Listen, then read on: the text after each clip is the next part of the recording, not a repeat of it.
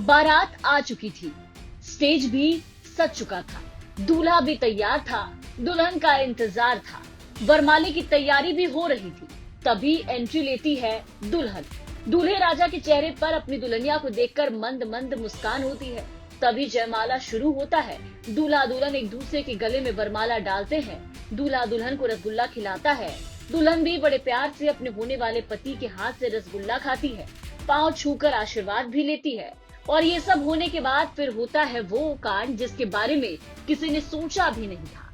रसगुल्ला खाते ही दुल्हन हाथ धोने के लिए स्टेज से उतरती है, अपने रूम में जाती है और फिर कहती है कि भूख लगी है, 2 रसगुल्ला और ले आओ। घर वाले लाकर दुल्हन को खाने के लिए रसगुल्ला देते हैं और रसगुल्ला खाते ही दुल्हन के अंदर ऐसी एनर्जी आती है कि सीधे प्रेमी के साथ फरार हो जाती है, जिसके बाद मौके पर हंगामा मच जाता है। बिहार के मुंगेर जिले में एक ऐसा मामला सामने आया जहां लोक लाज छोड़कर एक लड़की अपने शादी के मंडप से सीधा अपने प्रेमी के साथ भाग गई। लड़की के पिता अजय मंडल और पूरा परिवार बड़े धूमधाम से अपनी बेटी नेहा की शादी की तैयारी कर रहा था। बारात संग्रामपुर थाना क्षेत्र के बैजनाथपुर गांव से आई थी। दूल्हा अमरजीत मंडल अपने परिवार और रिश्तेदारों के साथ शादी करने के लिए आया हुआ था। सज धज कर दूल्हा तैयार था। अंदर ही अंदर अपनी शादी की खूब खुशी भी थी। दोस्त और रिश्तेदार सब झूम कर नाच रहे थे। वरमाला की रस्म भी हो चुकी थी और सब कुछ सामान में लग रहा था। बस थोड़ी ही देर में सिंदूर दान होता और फिर दूल्हा दुल्हन को लेकर अपने घर चला जाता। लेकिन तभी हुआ रसगुल्ला वाला कांड। स्टेज से उतरते ही दुल्हन जब अपने रूम में गई तो उन्होंने अपनी बहन को कहा कि 2 रसगुल्ले और ले आओ, मुझे भूख लगी है। दुल्हन की बहन और माँ जैसे ही उसके लिए मिठाई लाने जाते हैं, तब तक वो मिठाई खाती है और फिर मौका देखकर कमरे से फरार हो जाती है।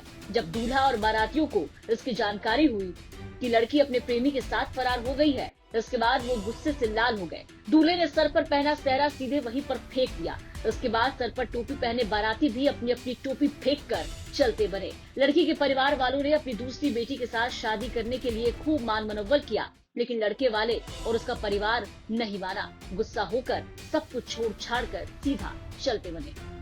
पूरे मामले को लेकर अब परिवार वालों ने क्या कुछ बताया है वो सुनिए। सब वक्त जयमाला हुआ, लड़के का खाना खिलाया सब परिवार को। तो इसका मामा आया तो बोला कि कन्यादान करेंगे। तो मैं इसका मामा मरवा पर बैठा, मैं उसको साड़ी लेके गए पहनाने के लिए। तो बोले बेटा चलो, मामा बैठा हुआ है। तो वो बोला कि मैं भूखी हूँ 2 दिन से, मैं खाऊं नहीं। तो फिर मैं उसको 2 रसगुल्ला रख दिए, वो खाया। मैं लड़के को धोती देने आ गई। इतने देरी में भाग गई। अपने सब चीज हमें बाराती खिलाने लगा, इसमें लड़की के पहनाने लगा कपड़ा। तो 6-9 मंगा खाने के लिए कि खाएंगे। ठीक है खा जाओ। खाने के लिए तो उसको बोला कि सब्जी बोला फटाफट करिए। अरे ठीक है कर देंगे, जब तक कहते खाने दो।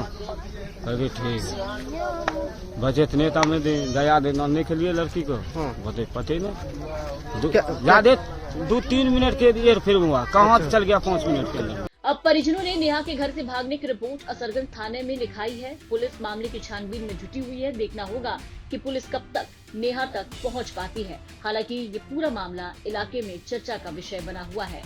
मुंगेर से गोविंद कुमार की रिपोर्ट, बिहार तक।